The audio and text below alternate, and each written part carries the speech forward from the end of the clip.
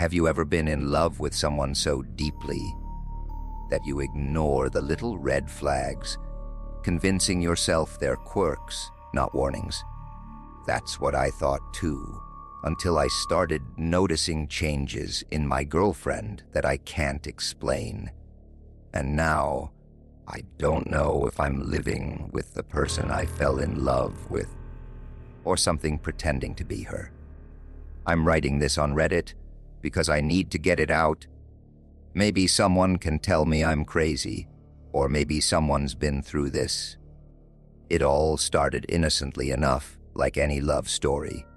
My name's Alex, I'm 28, and I work as a freelance graphic designer from my cramped apartment on the outskirts of Seattle.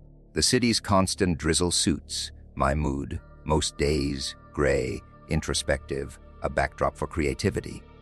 But Sarah, she was like a burst of color in that monochrome world.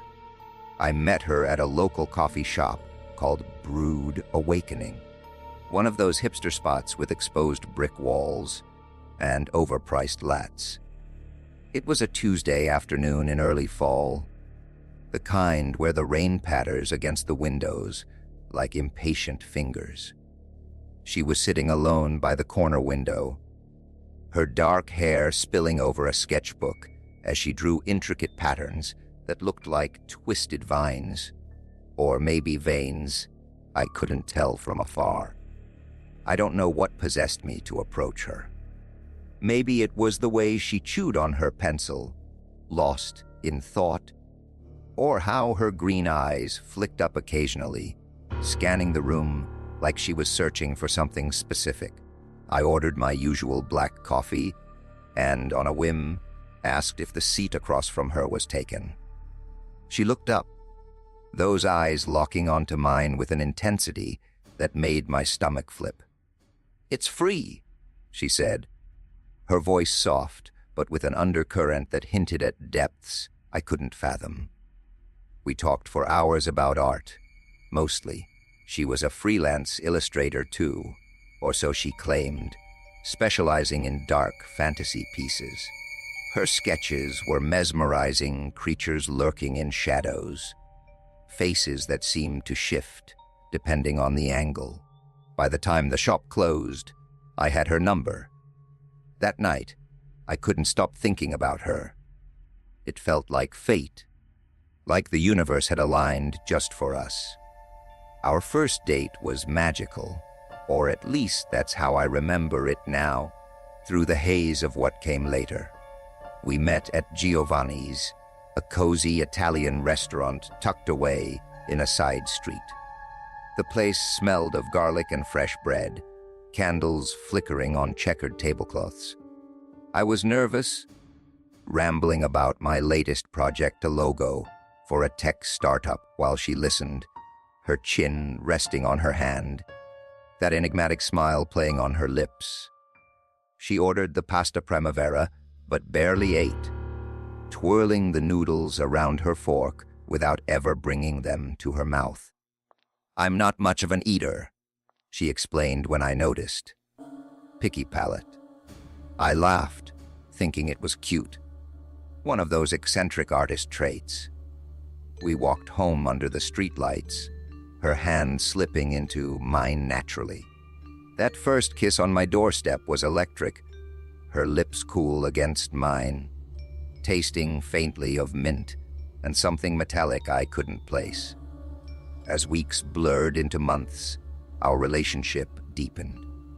Sarah was perfect in so many ways, attentive, passionate, always knowing exactly what to say to pull me out of a creative slump.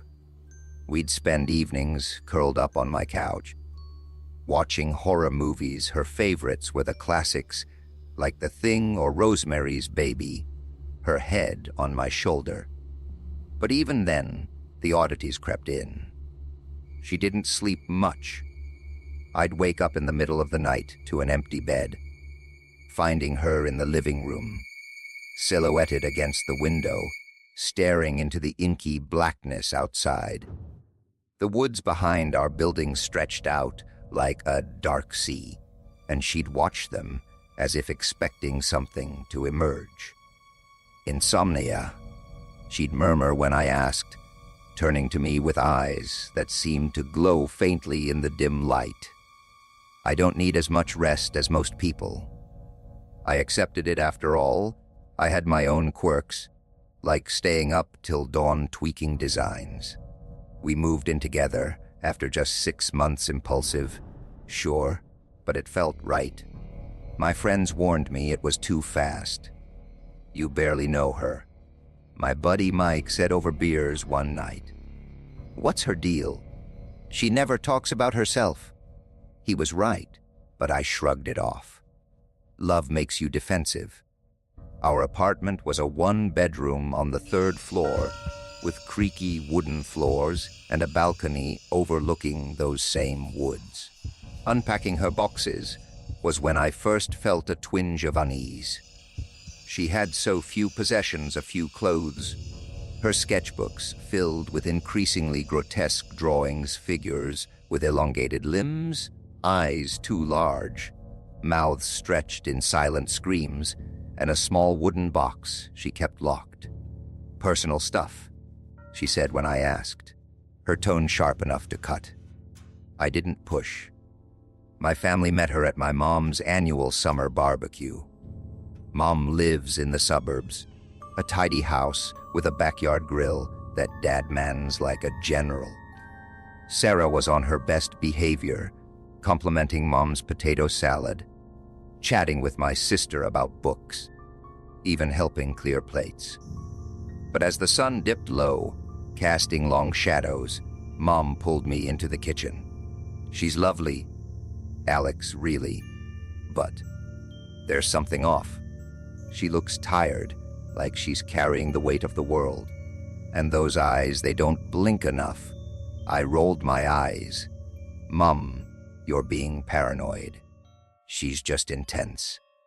But driving home, with Sarah quiet beside me, I replayed the day. She hadn't eaten much there either, picking at her burger before discreetly tossing it when no one was looking.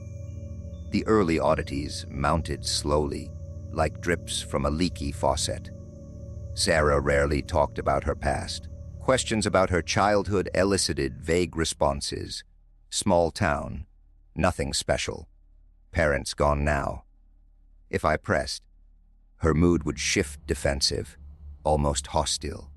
One evening, after a bottle of wine, I tried again. We were on the balcony, the air heavy with the scent of pine from the woods. Tell me about your family, I said, tracing circles on her hand. She pulled away, her green eyes narrowing. Why does it matter? The past is dead, Alex. Let it stay that way. Her voice had an edge, like a blade unsheathed. The conversation died, and we went to bed in silence. That night, for the first time, she slept through till morning, deep, unmoving, her chest barely rising with breath. I watched her, wondering if she was faking it. Then the changes began in earnest. It started with her appetite. Suddenly, she was ravenous, but only for meat. I'd come home from a client meeting to find her in the kitchen, tearing into a raw steak straight from the package, blood smearing her lips. Hungry? She muttered through a mouthful, her eyes wild. I stared, horrified yet fascinated. Cook it at least, I said weakly. She laughed, a sound that echoed strangely in the small space. Her appearance shifted 2 hair thicker, almost coarser, falling in wild waves instead of the sleek style I remembered. Her skin, once pale and smooth, gained a ruddy flush. And her body. It was like she'd been hitting the gym obsessively, muscles rippling under her clothes with every movement. She moved differently, more fluid, predatory, like a cat stalking prey. Mom noticed during a video call, Alex, she looks different. Healthier, maybe, but exhausted underneath. Like something's draining her or you? I glanced at Sarah in the background, unpacking groceries, and forced a smile. "We're fine, Mom. Just busy." But the seed of suspicion took root. Was Sarah changing? Or was I seeing things that weren't there?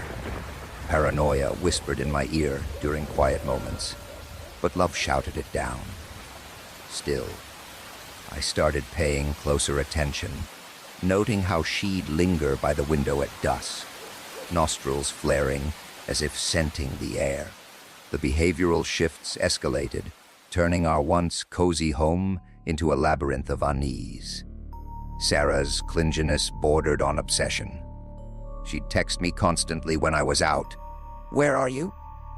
Who with? Miss you already." At first it was flattering, but soon it felt suffocating, her grip on my arm leaving faint bruises. Then the late-night disappearances became routine. I'd jolt awake at 2 a.m., the sheets cold, the apartment silent. Hours later, she'd return, slipping into bed with the scent of wet soil and charred wood clinging to her skin. Went for a walk. She'd say if I stirred, her breath hot against my neck, but the woods were no place for solitary strolls, dense, fog-shrouded, home to coyotes and God knows what else. Domestic life turned tense. I felt watched constantly, even alone. Shadows in corners seemed to shift when I wasn't looking, and the air grew heavy, oppressive. Sarah became controlling. "Don't touch my sketchbook." She'd snap if I glanced at it, her drawings now featuring beasts that looked half human, half nightmare. Territorial didn't cover it. She'd mark her space like an animal, arranging objects just so and growling actually growling if I disturbed them. Psychological tension gnawed at me. Was I going mad? Work-suffered designs came out distorted, clients complaining. I'd stare at my reflection, seeing bags under my eyes, while Sarah seemed invigorated. Disturbing clues piled up like autumn leaves. One morning, after she'd vanished again, I found blood caked under her nails, dark, viscous, not hers. "What the hell?" I demanded, grabbing her hand. She yanked away. "Nosebleed. You're overreacting." No blood on her face, though. Then the mirror incident, brushing teeth together, I caught her reflection. Her eyes lagged, blinking a second after mine, her posture unnaturally rigid, like a mannequin posed to mimic life. Chills raced down my spine.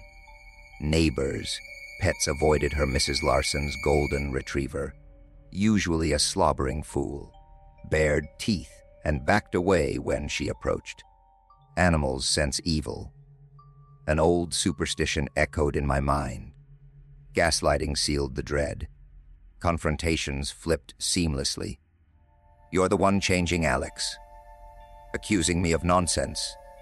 "Don't you love me anymore?" Tears would flow, her vulnerability a weapon that left me guilty, doubting. I'd hold her, whispering apologies, but the cycle repeated. More clues, a feather not from any bird. I knew stuck in her hair, strange footprints in the mud outside our door. Too large for hers whispers at night, like leaves rustling, but from inside the walls. I started a hidden journal, documenting everything, pages filling with frantic scrawls. Sleep evaded me, dreams plagued by shadows with green eyes. The unveiling began on a moonless night. She left again, the door's click echoing like a gunshot. Adrenaline surging. I followed, flashlight beam cutting through the darkness. The woods swallowed sound, branches clawing at my clothes. Sarah moved ahead, silent and sure-footed, leading to a moonlit clearing. Carcasses littered the ground, deer eviscerated. Rabbits mangled, fresh kills steaming in the cool air. She knelt, hands plunging into gore, chanting in a tongue that twisted my gut. Her eyes reflected light unnaturally, glowing amber. Her face, it rippled, jaw jutting forward momentarily, skin stretching. A twig snapped under my foot. She paused, head cocking like a predator sensing prey. I fled, heart hammering, barricading myself inside. Love clashed with fear like warring tides. I still craved her touch, her laugh, but terror poisoned it. Memories flashed our first trip to the coast, building sandcastles, lazy Sundays in bed. Yet now, doubt festered. I confronted her over breakfast. "What's this cycle you mentioned?" She froze, fork clattering. "It's part of me, Alex. Unavoidable, like the moon pulling tides. Don't pry if you value your life." Her warning hung heavy, a threat veiled in concern. Dread intensified. I locked doors at night, but woke to her beside me, the lock untouched. How? Paranoia peaked. I installed a camera, but footage showed static during her entries. Sleep came in fits, knife under pillow, ears straining for creaks. The breaking point shattered everything on a tempestuous night. Thunder boomed as she rose, gliding out. I tailed her, rain lashing my face, deeper into the forest than before. The clearing reeked of death, lightning illuminating the horror, Sarah mid-transformation. Bones popped. Elongating fur burst through skin in patches, her face contorted into a muzzle, fangs gleaming, eyes blazing feral green. Inhuman, monstrous, a werewolf. Something worse. She sensed me, head whipping around, gaze piercing. "Alex," she growled, voice distorted. I bolted, slipping on mud, terror fueling my escape. Home, I bolted doors, windows, sobbing in the dark. She'd come, I knew. Dawn brought false normalcy. She brewed coffee, humming tunelessly. "Rough night?" she asked, eyes knowing. Threats whispered.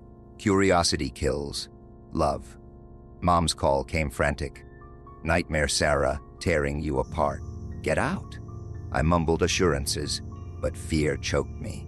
"This post is my lifeline, help me. Monster or madness." The creak comes now, typing frantic. Shadow in doorway, her